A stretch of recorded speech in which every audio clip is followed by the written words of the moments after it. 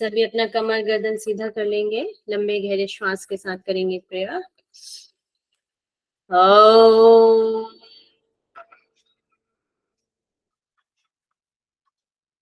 ओंकारं बिंदु संयुक्तं नित्यं ध्यायन्ति योगिनः कामदं मोक्षदं चैव ओंकाराय नमो नमः। ओम शांति शांति शांति। मेरे साथ प्रतिज्ञा दोहराएं। मैं प्रतिज्ञा करती हूँ आजीवन यम नियम का पालन करूंगी। मैं प्रतिज्ञा करती हूँ विश्व में योग का पताका फहराऊंगी। मैं प्रतिज्ञा करती हूँ फर्स्ट टाइम में नेट जेआरएफ क्लियर करूंगी। मेरी संकल्प शक्ति सुदृढ़ है, पवित्र है, अबाध्य है। ओम ओम ओम। मैं अपनी संकल्प शक्ति से सब कुछ कर सकती हूँ। ओम ओम ओम। मेरे पास अजय मनोबल है। ओम ओम ओम। दोनों हैंड्स को रब करेंगे। सभी को नमस्कार। क्लास स्टार्ट कर दें। जी।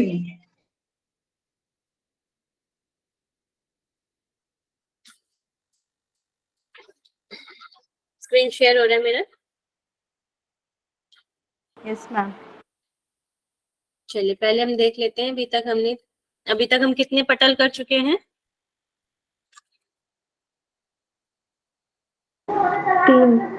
3 पटल तक हमारा हो चुका है। थोड़ा सा इंट्रोडक्शन देख लेते हैं, हमने कहाँ तक क्या कर चुके हैं अभी तक। तो हम शिव संहिता पढ़ रहे हैं और इसमें हमने सबसे पहले इसका इंट्रोडक्शन देखा था और इसमें अद्वैतवाद दिया गया है। शिव पार्वती जी का संवाद है। इसमें 4 प्रकार के योग है, 4 प्रकार के आसन है, 10 प्राण हैं और एक दिन में 80 बार नाड़ी शोधन करने के लिए कहा गया। 5 धारणाएं हैं और 11 मुद्रा है टोटल और 3.5 लाख नाड़ियां इसमें बताई गई हैं। आगे हम देखते हैं इसमें शिव संहिता में 5 पटल हैं और फिर इसके बाद तो इसमें पहले योग उपदेश का कारण बताया है। ज्ञान को ही नित्य या सत्य को ही यहाँ पर नित्य कहा गया है, ज्ञान रूपी सत्य को। फिर यहाँ पे कुछ दार्शनिक मानते हैं प्रथम पटल में। फिर योग शास्त्र है, फिर कर्मफल है, यहाँ पर ज्ञान कांड है। ज्ञान कांड में उदाहरण दिए गए सूर्य प्रतिबिंब का, स्वप्रमस्था का, रज्जु सर्प का, सीपी और चांद का। फिर यहाँ पर आपके चैतन्य का स्वरूप बताया गया, संसार के 3 प्रकार बताए गए हैं, सृष्टि की उत्पत्ति के बारे में बताया गया है और माया की 2 शक्ति है, विक्षेप और आवरणमयी। यहाँ पे त्रिगुणात्मक युक्त चैतन्य स्वरूप बताया गया, ईश्वर ब्रह्मा और विष्णु रूप में से जो आच्छादित है। यहाँ से क्वेश्चन आ चुका है।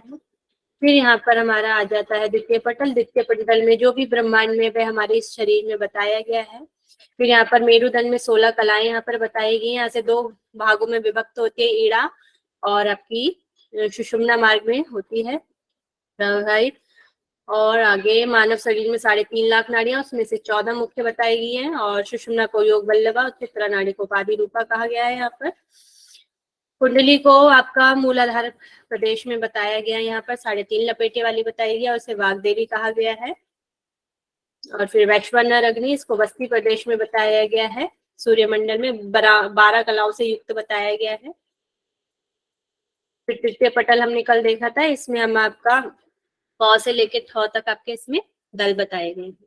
फिर 10 प्रकार के प्राणों की चर्चा में मिलती है। गुरु की महिमा के बारे में बताया है। सफलता तत्व के 6 लक्षण इसमें बताए गए हैं और प्राणायाम से पूर्व की तैयारी बताई गई है। नाड़ी शोधन बताया गया है। एक दिन में 20 एक बार में एक आवृत्ति में 20 बार और दिन में 4 बार करने के लिए कहा गया है। फिर नाड़ी शोधन के यहाँ पे लक्षण है, 4 लक्षण यहाँ पे बताए गए हैं। उसके बाद जो आते हैं समकाया, सुगंधित, सुकांति और स्वर साधका। फिर योग वर्जित अपथ्य बताए गए, क्या चीज हमें नहीं करनी है। फिर नियम बताए गए, यहाँ से भी क्वेश्चन आपका आ चुका है। फिर योग सिद्धि में क्या चीज हमें करनी चाहिए, क्या पथ्य है वह बताया गया है। फिर प्राणायाम के समय भोजन के बारे में बताया गया है। भूचरी सिद्धि के बारे में बताया गया है। फिर योग की 4 अवस्थाएं, आरंभ, घटा, परिचय और निष्पत्ति अवस्था। फिर धारणाएं 5 प्रकार की। फिर आसन 4 प्रकार के, सिद्धासन, पद्मासन, उग्रासन और स्वस्तिक आसन। आज हम पढ़ेंगे चतुर्पटल। ये है मुद्रा प्रकरण का आपका चतुर्पटल। ठीक है, आवाज और स्क्रीन दोनों दिखाई दे रही है ना मेरी? Yes, ma'am. ठीक।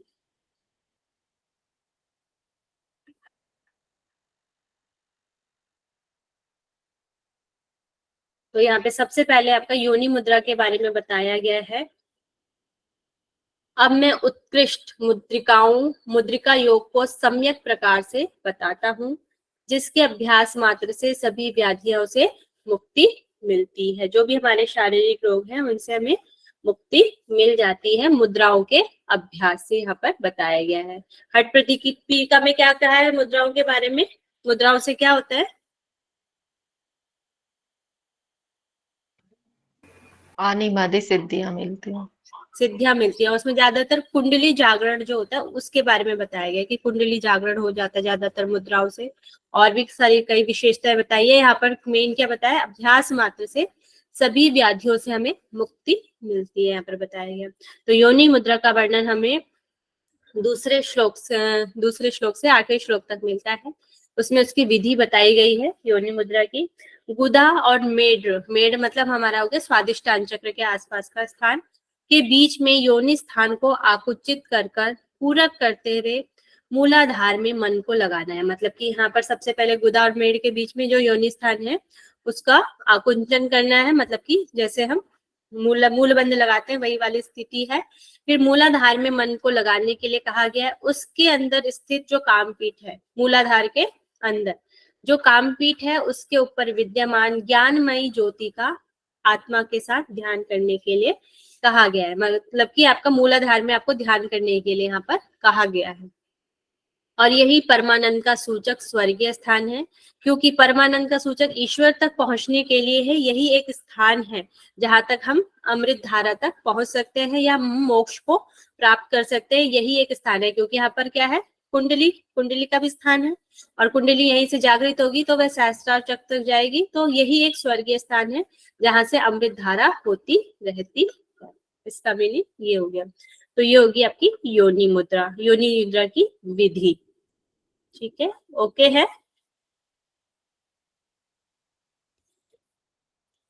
ओके ठीक।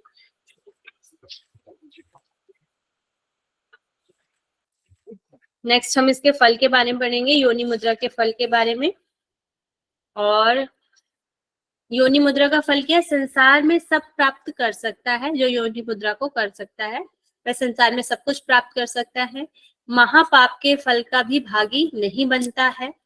योनि मुद्रा के अभ्यास से शुभाशुभ मंत्रों का जो उच्चारण करता है वह उसी प्रकार की सिद्धि को प्राप्त कर लेता है। मतलब कि जब जैसा भी वह उच्चारण करता है, शुभ या अशुभ मंत्रों का जो ऐसा भी वह उच्चारण करता है वह उसी प्रकार की सिद्धि को प्राप्त कर लेता है योनि मुद्रा के द्वारा।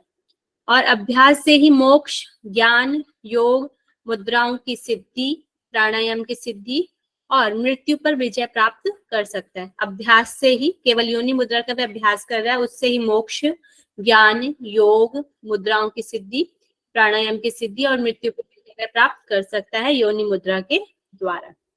फिर यहाँ पर योनि मुद्रा की अनुशंसा मतलब प्रशंसा के बारे में लिखा गया। और क्या क्या चीजें हो सकती है उसमें?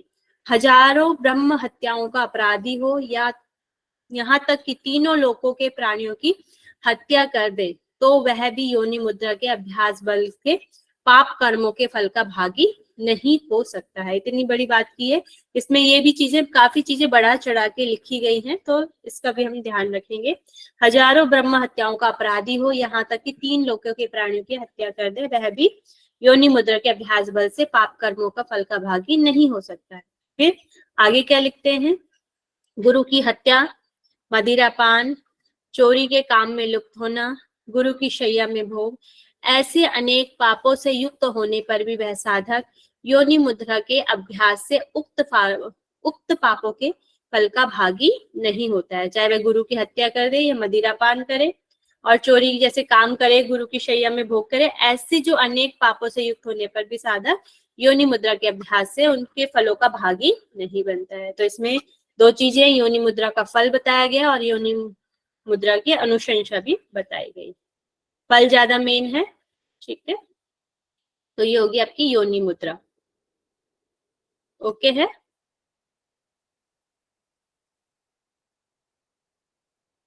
जी मैम। यहाँ पे मुद्रा 10 प्रकार की बताई गई है। तो यहाँ पर हो गया आपका महामुद्रा, महाबंध, महावेदस्य, खेचरी, जालंधरो, मूलबंधो विपरीत, उद्यानचर, वज्रोली, दशम शक्ति चालनम, इदम ही मुद्रा दशकम मुद्राणाम उत्तमम। मतलब कि महामुद्रा, महाबंध, महावेद, खेचरी, जालंधर, मूलबंध, विपरीत कृति यहाँ पर बोला गया है। विपरीत करनी को विपरीत कृति या विपरीत करनी, उद्यान, वज्रोली, शक्ति चालनी, ये 10 मुद्राएं समस्त शेष मुद्राओं में श्रेष्ठतम यहाँ पर बताई गई है। 10 मुद्राएं। फिर हम आगे देख लेते हैं महामुद्रा। तो यहाँ पर महामुद्रा जैसे ही आपके हट प्रदीपिका में है उसी तरीके से यहाँ पर बताया गया है। तो सबसे पहले बाएं पैर की एड़ी को योनि स्थान में दबाकर फिर फैले हुए दाहिने पैर को दोनों हाथों से पकड़ने के लिए यहाँ पर कहा गया। एक पैर को तो लगाना है योनि स्थान पर, दूसरे दोनों हाथों से अपने दाहिने पैर को दोनों हाथों से पकड़कर शरीरस्थ 9 द्वारों को बंद करना है। शरीर के 9 द्वार कौन से होते हैं?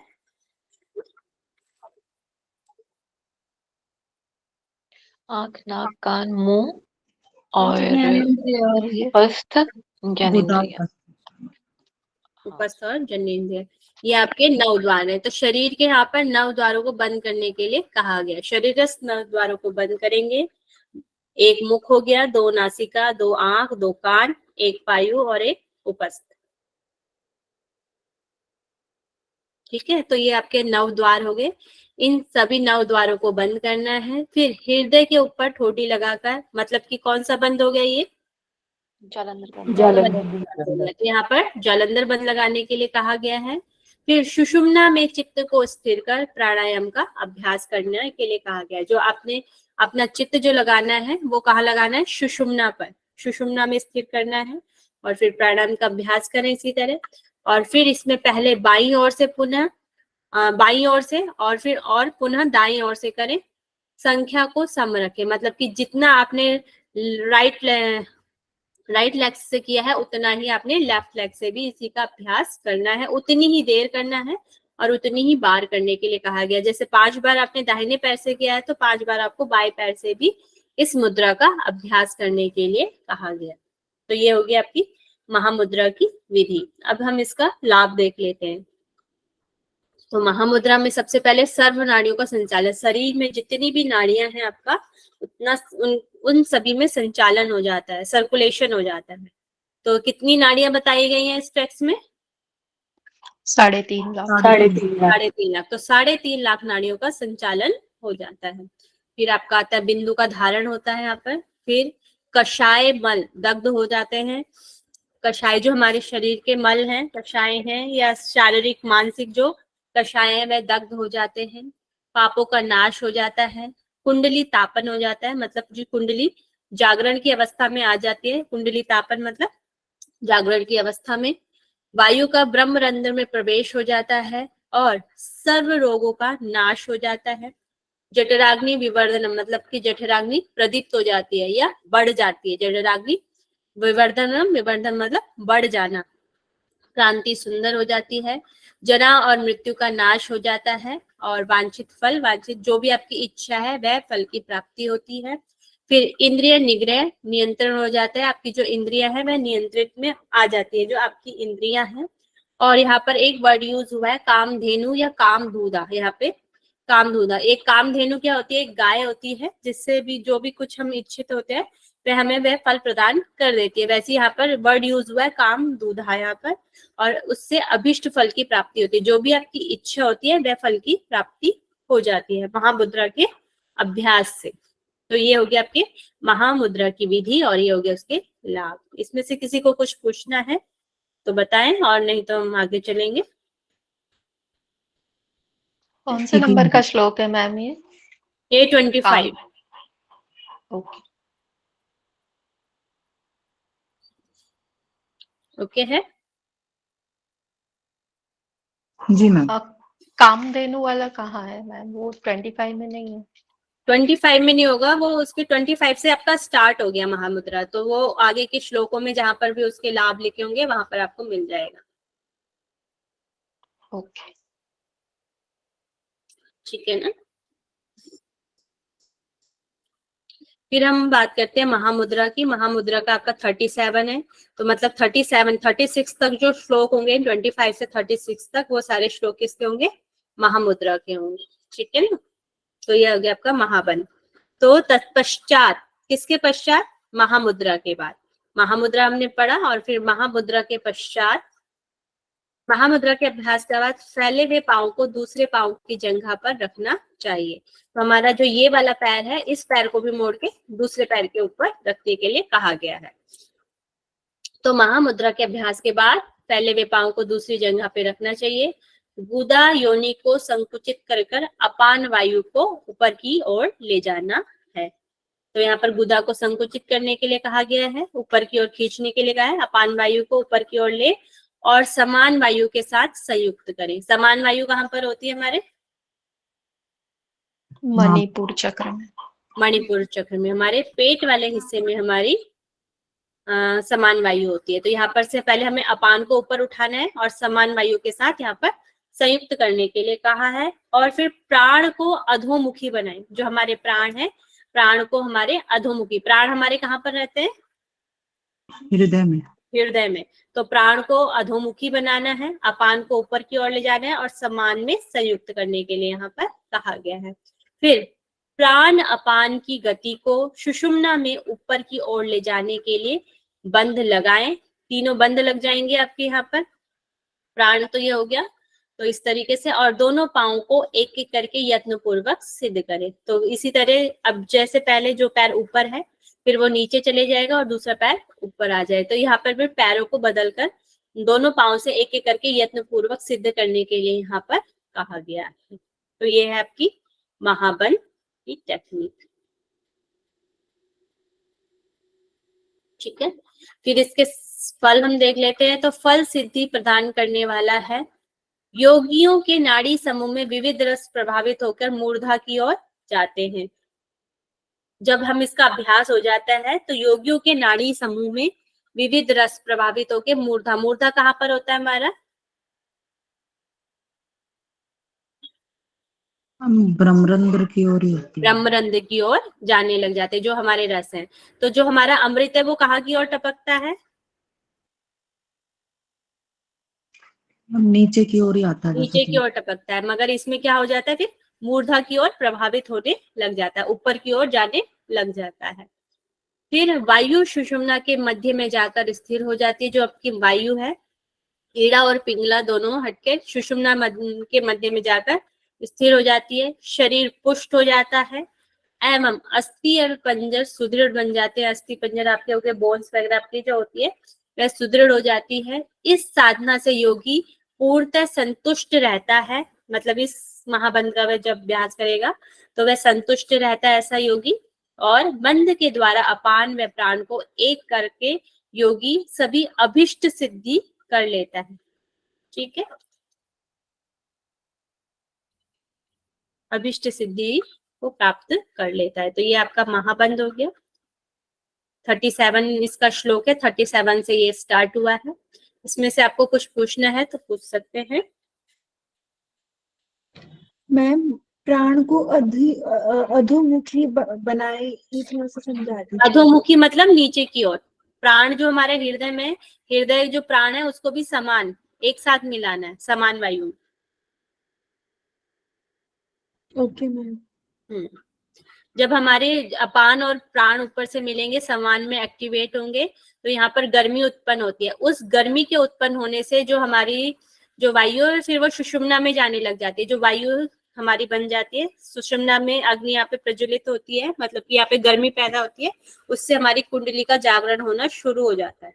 इसलिए यहाँ पर ये बताया गया। ठीक है मैम, इसमें इनडायरेक्टली कौन कौन से बंद लग रहे हैं, मतलब मूल बंद तो लग रहा है, उद्यान और जालंधर भी लग रहा है क्या? और आपका समान वायु का यहाँ पे उद्यान बंद भी है ही है। प्राण को यहाँ पे अधोमुखी बताया गया है, मगर यहाँ पर जलंधर बंद के लिए नहीं बोला गया है कहीं पे ना। तो दो तो है ही यहाँ क्या, मूल बंद और उद्यान बंद।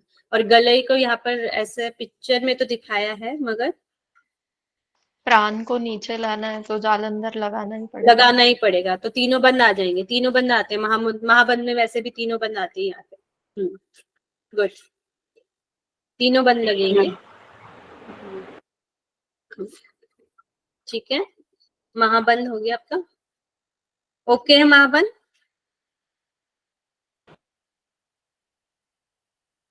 जी मैम। चलिए आगे बढ़ते। फिर आपका महावेद मुद्रा। तो जो आपके महाबंध में स्थित बुद्धिमान योगी वायु से उदर में भरकर दोनों नितंब को बार बार भूमि पर पटके। तो यहाँ पर क्या थी, ये वाली अवस्था है, इसमें ही दोनों हाथों को साइड में रख लेंगे और उसके बाद वायु बुद्धिमान योगी वायु से उदर को भर लेता है, फिर पूरक करना है, फिर नितंबों को बार बार भूमि पर पटकने के लिए यहाँ पर कहा गया है। दोनों हाथों को साइड में रख लेंगे और आपके नितंबों को बार बार पटकने के लिए कहा गया है। ये तो इसकी विधि होगी। अब हम लाभ देख लेते हैं और इसकी श्लोक संख्या 43 से स्टार्ट। फल इसका, योगी महावेद से वायु के द्वारा ग्रंथि का भेदन करके सुषुम्ना मार्ग से ब्रह्म ग्रंथि का भेदन करता है। हमारी टोटल कितनी ग्रंथियां हैं? 3। कौन कौन सी ग्रंथि हैं? विष्णु ग्रंथि, ब्रह्म ग्रंथि और रुद्र ग्रंथि। रुद्र ग्रंथि। ब्रह्म ग्रंथि का भेदन, ब्रह्म ग्रंथि कहाँ पर रहती है? 20 पे। मूलाधार में मैम। मूलाधार में। तो यहाँ पर जो मूलाधार में जो ब्रह्म ग्रंथि है उसका भेदन यहाँ पर हो जाता है। फिर सतत अभ्यास से जरा मरण का नाश करने वाली वायु सिद्धि होती है। जरा मतलब कि जो बुढ़ापा है, और मृत्यु का नाश करने वाली सिद्धि होती है। चक्रों में विद्यमान देवगण वायु के ताड़न से कांपने लगते हैं। अभी आगे हम चक्रों के बारे में पढ़ेंगे। चक्र में विद्यमान देवगण, तो उसमें देवगण है, तो वह देवगण इस वायु के ताड़न से, जब हम वायु इस तरीके से ताड़ रहे हैं तो वायु के ताड़न से कांपने लगते हैं, जो चक्रों में विद्यमान बैठे देवता होते हैं। ये यहाँ पर बताया गया है। एवं महामाया कुंडली देवी भी शिव स्थान ब्रह्मरंध्र में लीन हो जाती है। तो शिव का स्थान कहाँ पर है? भूमध्य केदार। भूमध्य केदार में है। तो ये जो कुंडली है, कुंडली ब्रह्मरंध्र से निकल के, हमारे मूलाधार से निकल के आपके ब्रह्मरंध्र में पहुंच जाती है महावेद के अभ्यास से। महामुद्रा एवं महाबंध इन दोनों महावेद के बिना निष्फल हैं। योगी क्रमशः तीनों का अभ्यास करता है। मतलब कि महावेद के बिना, महामुद्रा और महाबंध ये दोनों महावेद के बिना निष्फल है। अगर हम महावेद नहीं करेंगे तो महामुद्रा और महाबंध का भी कोई फायदा नहीं है। तो तीनों ही मुद्राओं को यहाँ पर, तीनों का अभ्यास क्रमशः होना चाहिए। सबसे पहले आपका महामुद्रा हो गया, फिर महाबंध हो गया, फिर महावेद हो गया। तो तीनों का अभ्यास क्रमशः ही करना, एक के बाद एक ही करने के लिए कहा गया। जो योग साधक यत्न पूर्वक इन तीनों मुद्राओं का दिन में 4 बार अभ्यास करता है, वह 6 महीने के अंदर ही मृत्यु पर विजय प्राप्त कर लेता है। और क्या चीज 4 बार करने के लिए कही गई है हमें? नाड़ी शोधन। नाड़ी शोधन। शोधन। तो वह भी दिन में 4 बार करने के लिए कहा गया है। और हमारी ये जो तीनों मुद्राएं हैं, तीनों मुद्राओं को भी दिन में 4 बार करने के लिए कहा गया है। इसका ध्यान रखेंगे।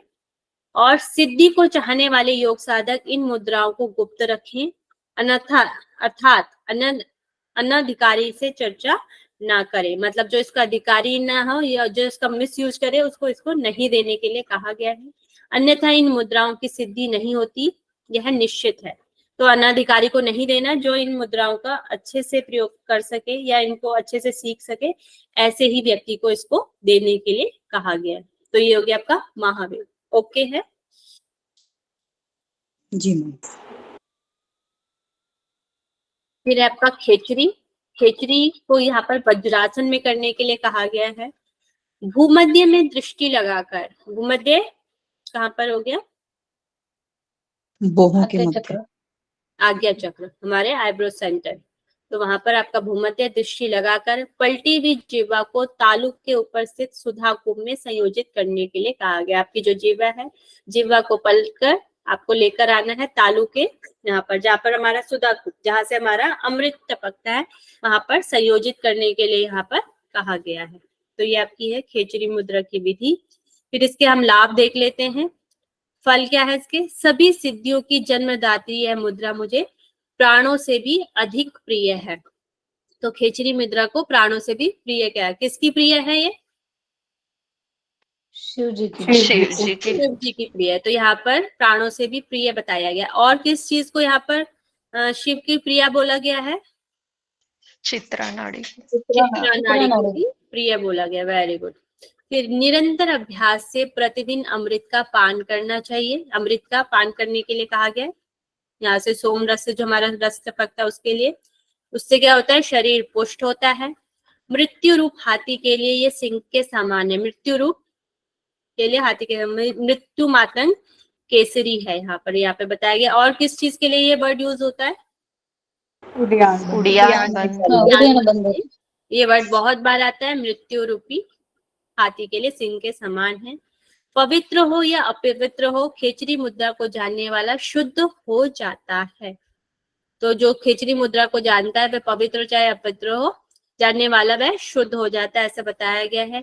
आधे क्षण के अभ्यास से पाप रूपी महासागर पार कर दिव्य भोगों का उपभोग करता है और श्रेष्ठ कुल में जन्म लेता है। ये बताया गया है। जो इसका आधे क्षण भी इसका अभ्यास कर लेता है उसका क्या जन्म होता है? अगले जन्म में जब उसका पुनर्जन्म होगा वह श्रेष्ठ कुल में जन्म लेगा, ऐसा यहाँ पर बताया। तो ये क्वेश्चन आपका यहाँ से बन सकता है कि कौन सी मुद्रा से जो योगी है अगले जन्म में श्रेष्ठ कुल में जन्म लेगा। तो वह मुद्रा आपकी आ जाएगी खेचरी मुद्रा। फिर ब्रह्मा के 100 जीवन को भी आधे क्षण के समान समझता है। जो ब्रह्मा के जो 100 जीवन है, 100 वर्ष का जो जीवन है उसको भी क्या वह आधे क्षण के समान समझता है। यहाँ पर पापों में लिप्त नहीं होता और परम गति को प्राप्त होता है, मतलब कि मोक्ष की प्राप्ति हो जाती है। यह देव पूज्य मुद्रा प्रयत्न पूर्वक गोपनीय रखना चाहिए और इसको भी गोपनीय रखने के लिए कहा गया है। तो ये होगी आपकी खेचरी मुद्रा, एक खेचरी विधि और लाभ। तो ओके है जी मैम।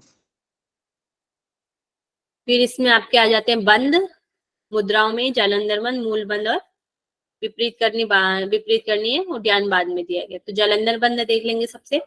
कंठस्थ, कंठस्थ मतलब गला। गला। तो गला की शिराओं को बांधकर अर्थात कंठ को संकोच कर ठोड़ी को वक्षस्थल पर लगाना चाहिए। तो यहाँ पर जो हमारा जालंधर बंद है, जो हमारी ठोड़ी है, इसको हमें वक्षस्थल मतलब कि अपने गड्ढे वाले भाग पर लगाने के लिए यहाँ पर कहा गया है। तो इससे कंठस्थ शिराएं, जो भी हमारे कंठ की जो भी हमारी शिराएं होती है वे आपस में बंध जाती है जालंधर बंद लगाने से। तो ये क्या करता है? जीवों के नाभि स्थान में स्थित अग्नि सहस्त्र दल कमल से निश्रित अमृत प्रभाव को पी लेता है, अतः उसे रोकने के लिए इस बंद को लगाना चाहिए। तो जो हमारा अमृत का स्राव है उसको रोकने के लिए यहाँ बात की गई है। जो सहस्त्रगण निश्रित अमृत प्रभाव को पी लेता है उसे रोकने के लिए हमें जालंधर बंद लगाने के लिए यहाँ पर कहा गया है। तो इसका लाभ क्या है? स्वयं वहां पे वक्ष होना चाहिए सिर्फ, दूसरे लाइन में। यहाँ पर हाँ, वो वक्ष होना चाहिए सिर्फ। चलिए अब वक्ष ऐड कर लीजिएगा अगर, क्योंकि वक्षस्थल यानी चेस्ट एरिया होता है लेडीज के। कंठकूप बोल सकते हैं, मगर अगर वक्ष स्थल यहाँ पर दिया होगा तो वक्ष स्थल होगा, नहीं तो कंठकूप होगा।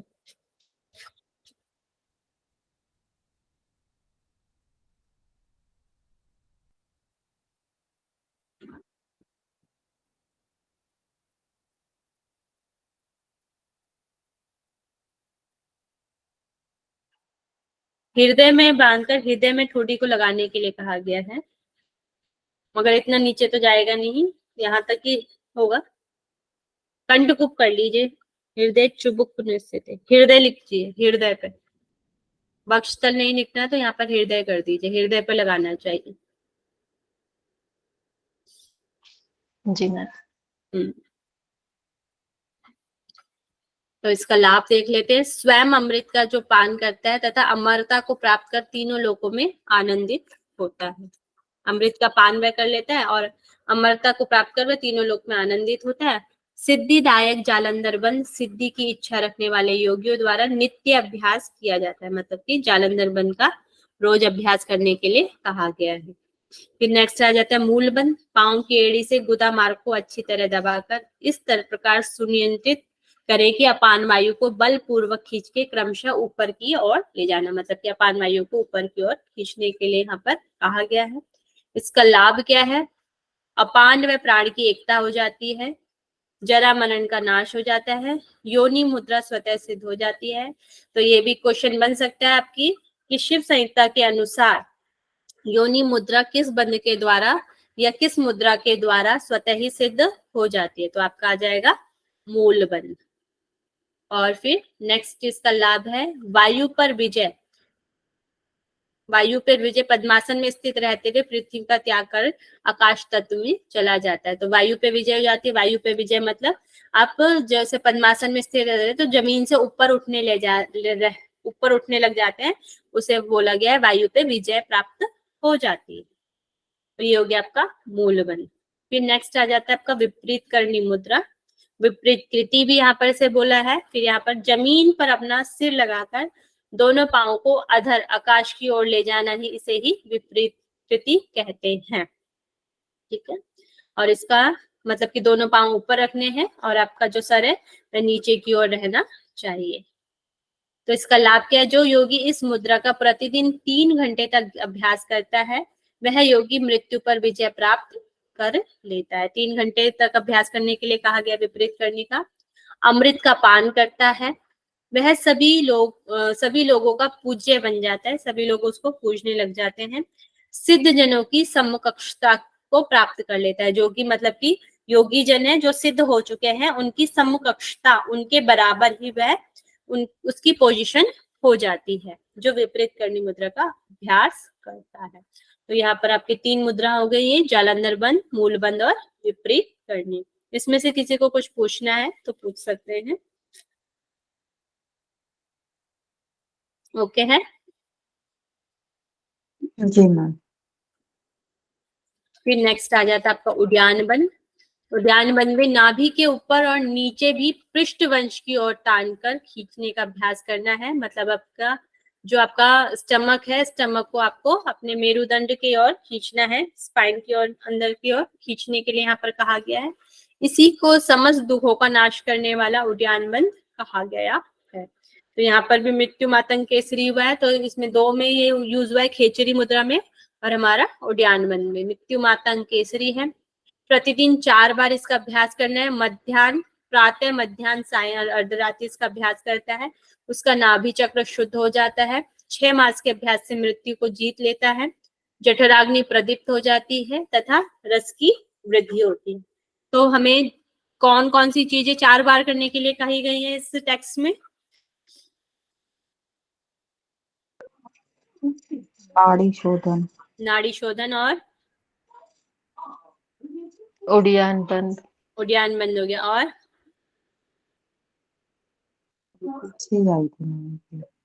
क्या कह रहे हैं? महावेद।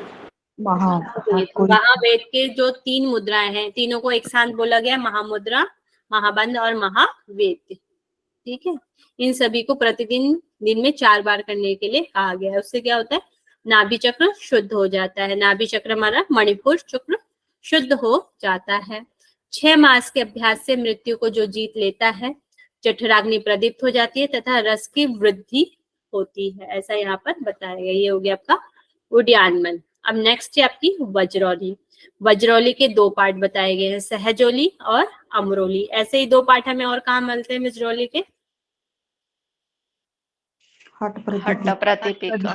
हट प्रदीपिका। हट प्रदीपिका में भी सहजोली, अमरोली 2 पार्ट हैं वज्रौली के। ठीक है, तो यहाँ पर संसार के अंधकार को नष्ट करने वाली ग्रस्त भी अपना इच्छा के अनुसार जीवन जीता हुआ वज्रौली मुद्रा के अभ्यास मात्र से मुक्त हो जाता है, ऐसा यहाँ पर बताया गया। ग्रस्त जीवन जीते हुए भी इसका अभ्यास किया जा सकता है वज्रौली मुद्रा का। तो ये क्वेश्चन भी बन सकता है कि ग्रस्त को शिव संहिता के अनुसार ग्रस्त भी कौन सी मुद्रा का अभ्यास कर सकते हैं? तो वह हो जाएगी आपकी वज्रौली मुद्रा। फिर इसके आ जाते हैं आपके 2 पार्ट, सहजोली और अमरोली। सहजोली के लिए बोला गया है बिंदु के चलायमान होने पर उसे योनि मुद्रा द्वारा रोक देना ही यहाँ पर सहजोली मुद्रा बताया गया है। ठीक है, बिंदु जो हमारा होता है उसके चलायमान होने पर उसे हम क्या करते हैं, योनि मुद्रा के द्वारा रोक देते हैं, तो उसी को यहाँ पर सहजोली बोला गया है। और मतलब हर प्रतिपिका में इसका दूसरा वर्णन हमें यहाँ पर मिलता है, यहाँ पर दूसरा है। फिर है अमरोली। अमरोली में चंद्र मतलब हमारा जो बिंदु है एवं सूर्य मतलब हमारा जो रज है के मेल को यहाँ पर अमरोली कहा गया है। तो यहाँ पर टेक्निक शॉर्ट में बताई गई है। फिर है यहाँ पर वज्रौली मुद्रा के लाभ। भोगों में लिप्त होने पर भी मोक्ष प्रदान करने वाला है। हाँ जी, तो ये अमरोली मुद्रा जो है ये तो वज्रोली की जैसे हो गया ना, उसका चंद्र बिंदु और सूरज ये इन दोनों यहाँ का पर मिलन। योनि मुद्रा की बात की गई है, तो इसे हम योनि मुद्रा द्वारा रोक सकते हैं। और नहीं यहाँ पे नहीं, नीचे वाले, हाँ, अमरोली को जो लिखा है ना, चंद्र बिंदु एवं सूर्य का मेल, तो ये विपरीत करने में भी तो सेम ही होता है ना मैम? हाँ, वो तो टेक्निक तो सेम ही हो जाती है, मगर यहाँ पर अब जो बोला गया वही हो जाए, कहा जाएगा ना, उसमें आपका मेल नहीं होता है। विपरीत करने में तो आपके पैर ऊपर जाते हैं, तो आप उसका रुकावट करते हैं ना। Okay okay. हम्म।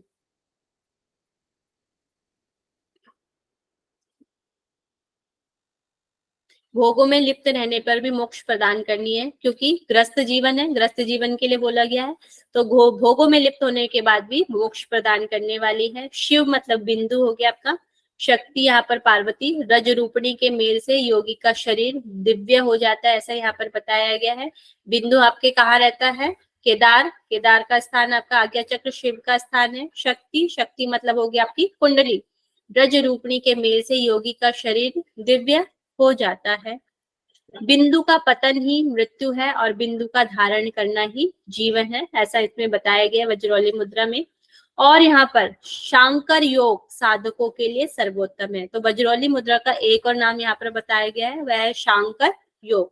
तो इसका ध्यान रखेंगे कि शांकर योग किस मुद्रा के लिए यूज हुआ है, तो वह है आपका वज्रौली मुद्रा। तो ये इसके लाभ हो गए वज्रौली मुद्रा के। Okay, slide. कौन सा योग बोला मैम अभी आपने? शांकर योग। वो क्या होता है वो? इसका नाम है एक और, वज्रौली मुद्रा का ही। ओके।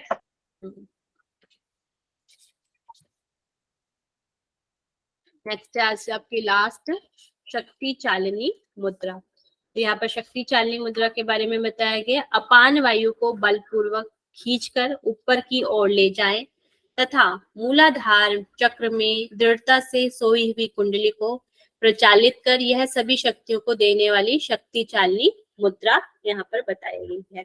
तो अपान वायु को बलपूर्वक खींचकर ऊपर की ओर ले जाना है, मूलाधार चक्र में दृढ़ता से सोई हुई कुंडली को प्रचालित मतलब जगाना है, और यह सभी शक्तियों को देने वाली है। समय यहाँ पर बताया 2 मुहूर्त। 2 मुहूर्त मतलब हो गया आपका 96 मिनट। एक मुहूर्त में कितना समय हो गया?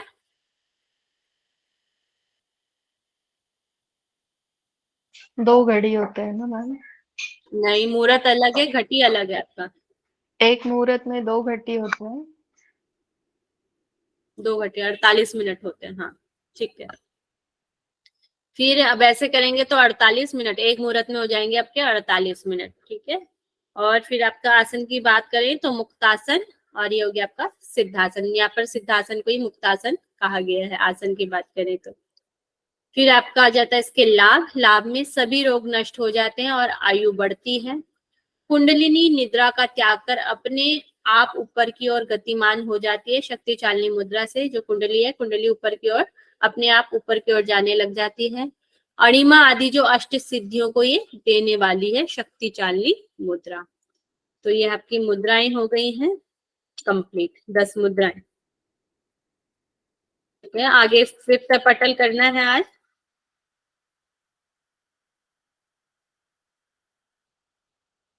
बताएं। नहीं, कर लीजिए मैम। तो यहाँ पर आपका पंचम पटल है। पंचम पटल में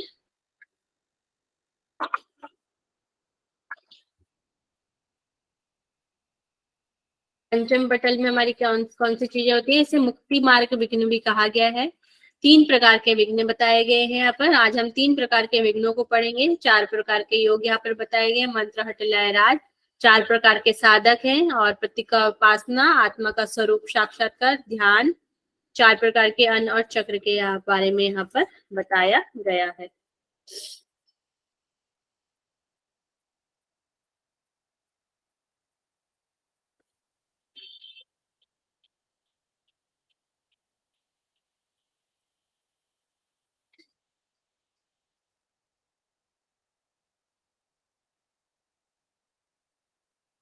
तो यहाँ पे पंचम पटल में कहते हैं, हे ईश्वर मेरे प्रिय शंकर, परमार्थ की बुद्धि रखने वाले मुझ पार्वती के लिए उपदेश कीजिए। मतलब परमार्थ मतलब मोक्ष की प्राप्ति के लिए बुद्धि रखने वाली के प्रति मुझे उपदेश दीजिए। अभ्यासी लोगों को जिन विघ्नों का सामना करना पड़ता है उनका वर्णन कीजिए। मतलब कि योगाभ्यासी के करते हुए जो भी आपके विघ्न आते हैं उनका वर्णन आपने यहाँ पर करने के लिए कह रही है पार्वती जी। तो योग की साधना में जिस प्रकार की विघ्न बाधाएं सदैव बनी रहती हैं उनका मैं वर्णन करता हूँ। मनुष्यों की मुक्ति मार्ग में भोग ही सबसे बड़ी बाधा यहाँ पर बताया गया है। तो ये हो गया आपका पंचम पटल। तो इसमें 3 आपके पार्ट हो जाते हैं, एक है भोग रूपी विघ्न, एक है धर्म रूपी विघ्न और एक है ज्ञान रूपी विघ्न। 3 प्रकार के विघ्न यहाँ पर बताए गए हैं। तो जो भोग रूपी विघ्न है मतलब कि उपयोग की जो चीजें हैं जिसका हम उपयोग कर सकते हैं वो वाली सारी चीजें यहाँ पर बताई गई। तो यहाँ पर क्या क्या चीज भोग रूपी विघ्न में आ जाता है, आपका स्त्री संग को बोला गया है। शैया, शैया मतलब आपके सोने की जो जगह है। और आसन, आसन को भी भोग रूपी विघ्न बोला गया है। वस्त्र, धन, तांबूल, तांबूल कहते हैं पान को, तांबूल भक्षण करना, पान को खाना। सवारियां, सवारियां आपकी जैसे हाथी घोड़ा वगैरह जो सवारियां उनको भी भोग रूप विघ्न में यहाँ पर बताया गया है। राजकीय ऐश्वर्य को बताया गया है एवं विभूतियां आदि यहाँ पर बताई गई हैं। फिर यहाँ पर सोना, चांदी, ताम्र, रत्न तथा अगुरु आदि सुगंधित जो द्रव्य होते हैं उनको भी यहाँ पे भोग रूपी विघ्न में बताया गया है। गौ, वेद शास्त्रों में जो पांडित्य जो हम ले लेते हैं, जब जो वेद शास्त्र में पांडित्य हो जाएगा उसको अभिमान आ जाता है कि मुझको ये सब चीज आ गई हैं, तो उस वजह से उसमें जो अहंकार आ जाता है उसको भोग रूपी विघ्न में यहाँ पर बताया गया है। नृत्य है, संगीत है एवं आभूषण है, वंशी है, वीणा, मृदंग वादन, राज्य और श्रेष्ठ वाहन, पत्नी, संतान आदि, इन सभी को भोग रूपी विघ्न में यहाँ पर बताया गया है। नेक्स्ट है आपका धर्म रूपी विघ्न। जो इसमें धर्म रूपी विघ्न में बताया गया, स्नान, पूजा विधि, हवन, शारीरिक शौच के प्रति अत्याग्रह है।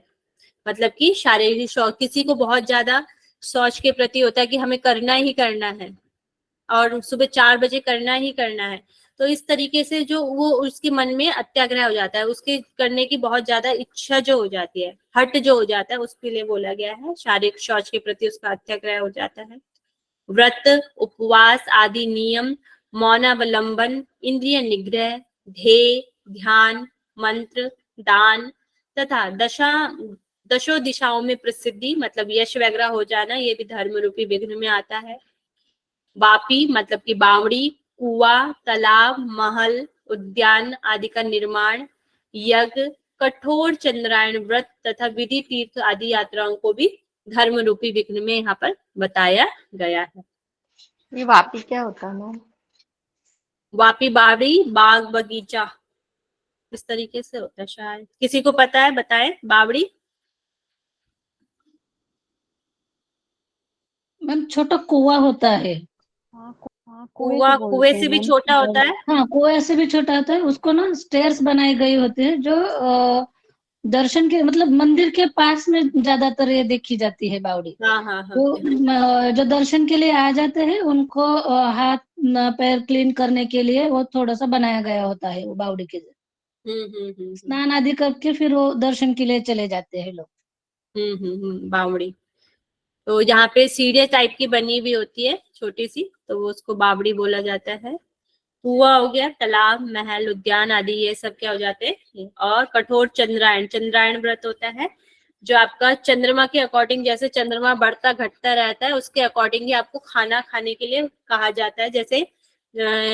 जैसे चंद्रमा की प्रतिपदा से जो स्टार्ट होता है तो छोटा सा होता है, तो एक ग्रास या जो भी है उस हिसाब से लेना होता है। फिर थोड़ा सा चंद्रमा बढ़ता है उसके हिसाब से भोजन लेना है। फिर ऐसे ऐसे 15 दिन तक आपको इस तरीके से लेना है। जब फिर पूरा भोजन लेके फिर ऐसे ही कम कम कम कम भोजन करने के लिए कहा जाता है। वह कठोर चंद्रायण व्रत यहाँ पर बताया गया है। चंद्रमा की तरह जो बढ़ता घटता रहता है इसमें। अभी आगे आप वशिष्ठ संहिता में भी पढ़ेंगे चंद्रायण व्रत के बारे में। फिर है आपका ज्ञान रूपी विघ्न। तो इसमें कौन से है, गौमुख आदि आसनों का अभ्यास करके धौती क्रिया के द्वारा आंतरिक शुद्धि करना। तो यहाँ पर गौमुख आसन आदि आसनों की बात की है, गौमुख के अलावा भी आसन हो सकते हैं। तो गौमुख आदि आसनों का अभ्यास करके धौती क्रिया के द्वारा आंतरिक शुद्धि करना, इससे नाड़ियों का संचरण प्रक्रिया का ज्ञान प्राप्त करना तथा प्रत्याहार के द्वारा इंद्रियों का निग्रह करने के लिए कहा गया है ज्ञान रूपी विघ्न में। फिर शीघ्रता से उदर को घुमाना, शीघ्रता से उदर को घुमाना मतलब आपका हो गया नौली क्रिया। और इंद्रियों के मार्ग में मन का विषयकार होना तथा नाड़ी कर्म आदि ये सब ज्ञान रूपी विघ्न में आ जाते हैं। फिर यहाँ पर भोजन के बारे में भी बताया गया है कि 9 धातुओं के रस, शूंठी चूर्ण, शूंठी मतलब हो जाता है आपका अदरक जैसा चूर्ण जो होता है, अदरक का चूर्ण को भी बोला जाता है शूंठी चूर्ण, इससे तुनन समाधि लग जाती है। ऐसे भोजन रूपी विघ्न ये बताया गया है। तो ये आपके टोटल 3 विघ्न हो गए, भोग रूपी, धर्म रूपी और ज्ञान रूपी। यहाँ पर से किसी को कुछ पूछना है? ओके है।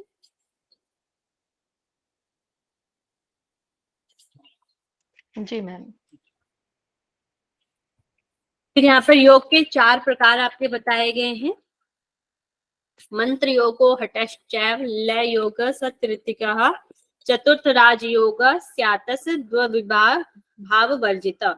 मतलब कि मंत्र योग, हठ योग, तीसरा लय योग और चतुर्थ राजयोग, ये योग के 4 प्रकार हैं। यह राजयोग द्वैत भाव से रहित है। द्वैत मतलब 2 भाव से रहित है, मतलब कि एक ही है। तो ये हो गया आपके 4 प्रकार के योग। और मंत्र, हट, लय और राजयोग को आगे और जगह क्या कहा गया है? हठ रत्नावली में क्या कहा गया है? महायोग ना, महायोग। यहाँ पर 4 प्रकार का बोला गया मगर, ठीक है। और फिर यहाँ पर आगे 4 प्रकार के साधक के बारे में बात की गई है। योग साधक 4 प्रकार के होते हैं, मृदु, मध्य, अधिमात्रम, और इनसे भी अधिमात्रम जो श्रेष्ठ है, जो संसार सागर को पार करने में समर्थ है। इसमें 4 प्रकार के साधक यहाँ पर बताए गए हैं, मृदु, मध्य, अधिमात्रक और अधिमात्रम। तो इसमें से सर्वश्रेष्ठ किसको बताया गया है? जो अधिमात्रम लास्ट वाला है उसको श्रेष्ठ बताया गया है, जो संसार सागर को पार करने में समर्थ है, जो मोक्ष की प्राप्त करने में जो समर्थ है उसको बोला गया है।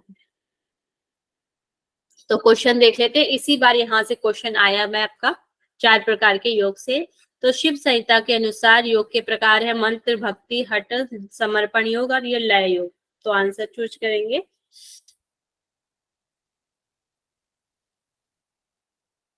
ऑप्शन 3 आएगा, ACE। ACE। तो आपका मंत्र योग, हठ योग और लय योग, समर्पण योग और भक्ति योग नहीं है। तो ये हो गया आपका क्वेश्चन आंसर करेंगे यहाँ से। तो यहाँ पर आपके 4 ये है, मृदु साधक, मध्य साधक और अधिमात्रम, और ये अधिमात्रम। यहाँ से भी आपके क्वेश्चन आते हैं। अब मैं क्वेश्चन आंसर कर लेती हूँ, कल भी नहीं किए थे। पढ़ना है आगे अभी या आगे क्वेश्चन आंसर करूं? क्वेश्चन आंसर ही करते हैं मैम।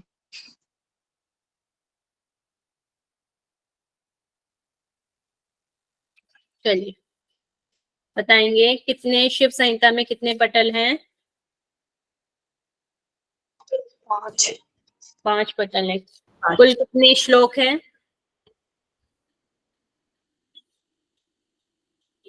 642। कितनी नाड़ियां हैं? टोटल नाड़ियां कितनी हैं? 3.5 करोड़। 3.5 लाख। लाख लाख है, करोड़ नहीं। हाँ, 3.5 लाख। नाड़ियां कितनी है टोटल? 3.5 मुख्य मैम। 3.5 14 लाख। मुख्य। मुख्य नाड़ियां उसमें 14 मुख्य 14 प्लस उसमें से चित्रा। हाँ, एक नाड़ी शिव जी की प्रिय नाड़ी कौन सी है? चित्रा।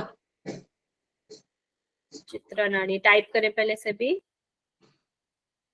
चित्रा नाड़ी है। और योग की प्रिय नाड़ी, योगियों की प्रिय नाड़ी सुषुम्ना मैम। सुषुम्ना नाड़ी को बताया गया है। साधक कितने प्रकार के हैं?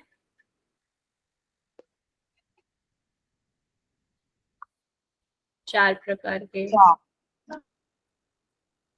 कौन कौन से हैं? मृदु, मध्य, अधिमात्र, अधिमात्रतम। अधिमात्रतम, ये आपके 4 प्रकार के साधक हैं, इनको हम कल पढ़ेंगे। नेक्स्ट बताएंगे हम। कुंडली का एक और नाम क्या है? वाग्देवी। वाग्देवी। ईड़ा का एक और नाम क्या है? ईड़ा का कौन सा जल प्रभावित होता है, किस रूप में? मंदाकिनी, गंगा। मंदाकिनी और गंगा कहा गया है। पंच तत्व विवेचना किस अध्याय में मिलती है?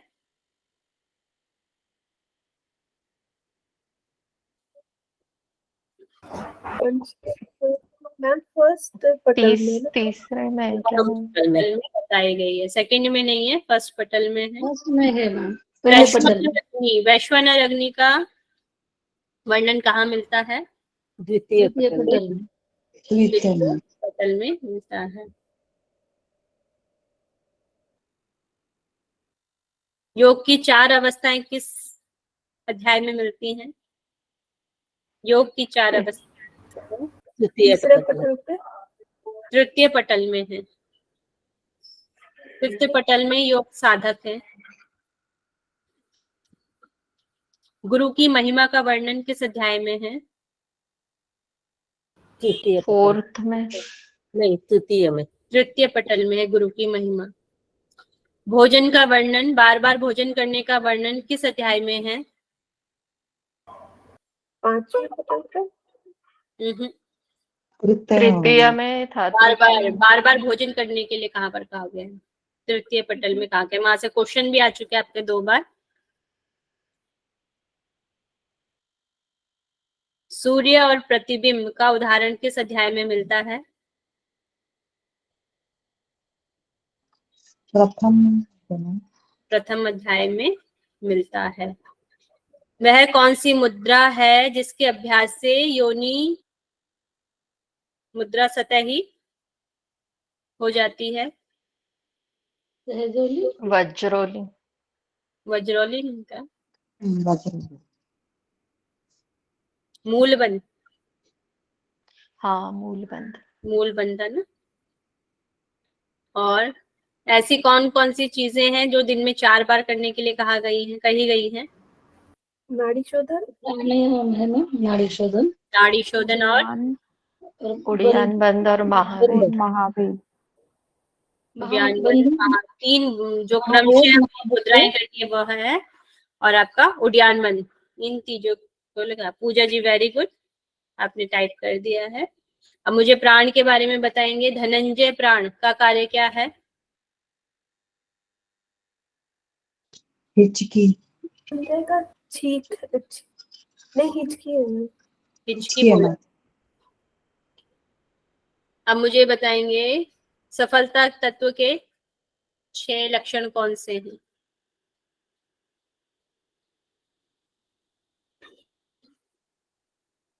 कौन बताएगा?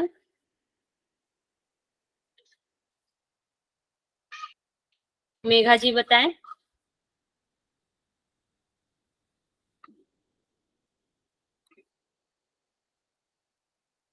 सफलता के लक्षण, सफलता के तत्व।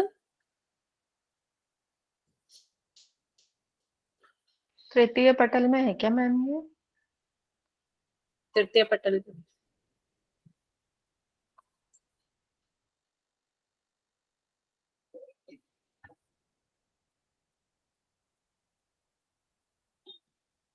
कल पढ़े थे ना हमने 6 लक्षण। सबसे पहले कौन सा था? दृढ़ विश्वास। दृढ़ विश्वास। और सेकंड श्रद्धा श्रद्धा। थर्ड गुरु की पूजा। गुरु पूजन गुरु पूजनम। और फोर्थ समता का भाव समता का भाव। फिफ्थ इंद्रिय निग्रह इंद्रियों का इंद्रियों में वश निग्रह करना। करना। इंद्रियों का निग्रह। और 6 नंबर पे क्या था? मिता। हाँ, 7th लक्षण क्या था? नहीं है बोला था। वो 6 ही लक्षण है, 7th और कोई लक्षण नहीं है ऐसा बताया गया है। नाड़ी शोधन एक बार में कितनी बार करने के लिए कहा गया है? 20 बार, ऐसे 4 20 बार। टाइम्स। इनमें 4। नाड़ी शोधन के लक्षण बताएंगे। नाड़ी शुद्धि हो जाती है, उसके बाद क्या लक्षण आते हैं? शरीर पतला होता है। दोष नष्ट हो जाते हैं मैम सभी। सुगंधित 4 यहाँ पे लक्षण बताए गए। कौन कौन से 4 लक्षण बताए गए हमें बताएं? सुगंधित, सुकांत, क्रांति आ जाती है। सवर साधक समकाय पीयू जी बताएं। सुगंधी पीयू जी सुकांती आणि स्वर साधन।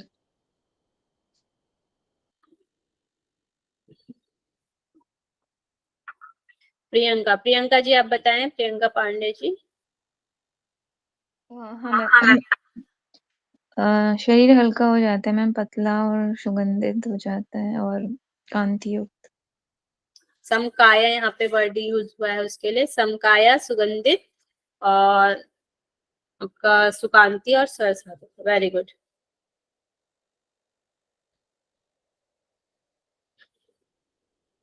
नियम कितने प्रकार के यहाँ पर बताए गए हैं?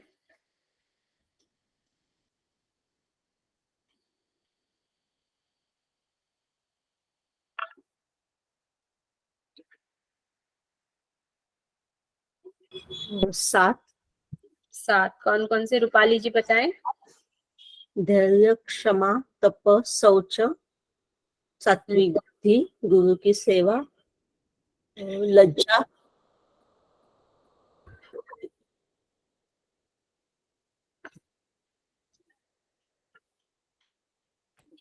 अच्छा, कोई मिस किया आपने?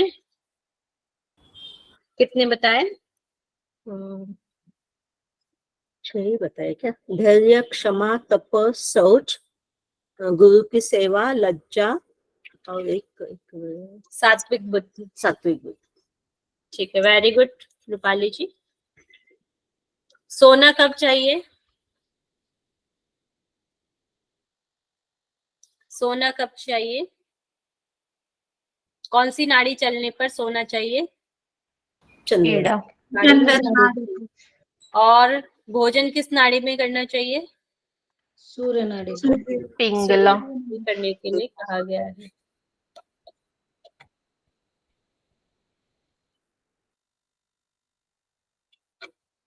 ये नाड़ी का वर्णन जो है, सही वर्णन शिव स्वरोदय में भी पाया जाता है ना मैम। कौन सी नाड़ी का? ये चंद्र नाड़ी पे सोना चाहिए और सूर्य नाड़ी पे मतलब और भी कुछ काम उन्होंने बोले हैं कि वो चंद्र नाड़ी पे करने वो चाहिए। शीर्ष में पूरा स्वर के ऊपर ही है ना, तो पूरा डिटेल है चंद्र और सूर्य नाड़ी का। निष्पत्ति अवस्था में किसका वर्णन मिलता है हमें? निष्पत्ति अवस्था में धारणा का। धारणाओं का वर्णन मिलता है। और हमारा आरंभ अवस्था में?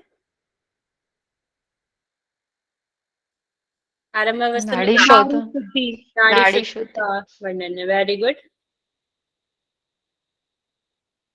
धारणा का अभ्यास कितने घटी तक करने के लिए कहा गया है? 5 घटी। 5 घटी तक करने के लिए कहा गया है।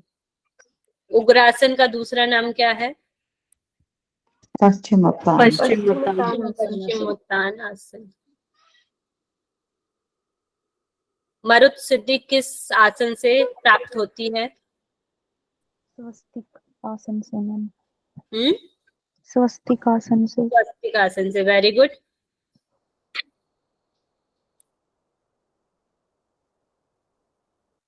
दोनों और सम संख्या से किन मुद्राओं को करने के लिए कहा गया है? महामुद्रा महामुद्रा और महाबंध। महाबंध दोनों पैरों से सेम साइड से करने के लिए यहाँ पर कहा गया, महामुद्रा को और महाबंध को।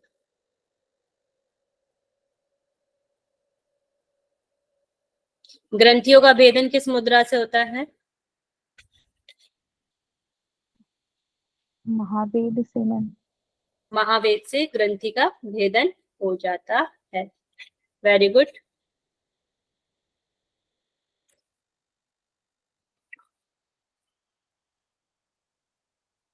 नेक्स्ट मुझे बताएंगे वज्रौली के कितने प्रकार हैं? 2 मैम। कौन? वज्रौली और अमरोली। सहजोली और वज्रौली। शक्ति चालनी मुद्रा को कितने टाइम पीरियड तक करने के लिए कहा गया है? 2 मुहूर्त मैम। 2 मुहूर्त करने के लिए। 2 मुहूर्त में कितने मिनट होते हैं? 96 मिनट। 96 मिनट होते हैं। Very good. और हमारे कितने भोग रूपी विघ्न कितने हैं? परमार्थ को प्राप्त करने के लिए कितने विघ्न बताए गए हैं शिव ने? 3। कौन कौन से 3 विघ्न बताए गए हैं? भोग रूपी, ज्ञान रूपी, धर्म रूपी और ज्ञान रूपी। भोग रूपी, धर्म रूपी और ज्ञान रूपी रूपी बताएंगे। चलिए वेरी गुड। 4 प्रकार के हमारे योग कौन कौन से हैं? मंत्र, लय, हठ, लय और राजयोग। मंत्र, हट, लय और राजयोग। राजयोग को कैसे बताया गया है?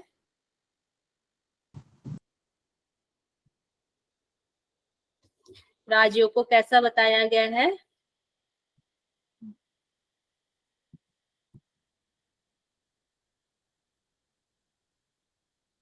क्वेश्चन समझ नहीं आया मैम। राजयोग को क्या कहा गया इसमें? उसके लिए क्या वर्डिंग यूज हुई है राजयोग के लिए? मैम वो क्या, यह द्वैत भाव से रहित है। द्वैत भाव से रहित बताया गया है राजयोग को। Very good. साधक तो हमने पूछ लिया था। चलिए यहीं पे हम क्लास को ओवर करते हैं।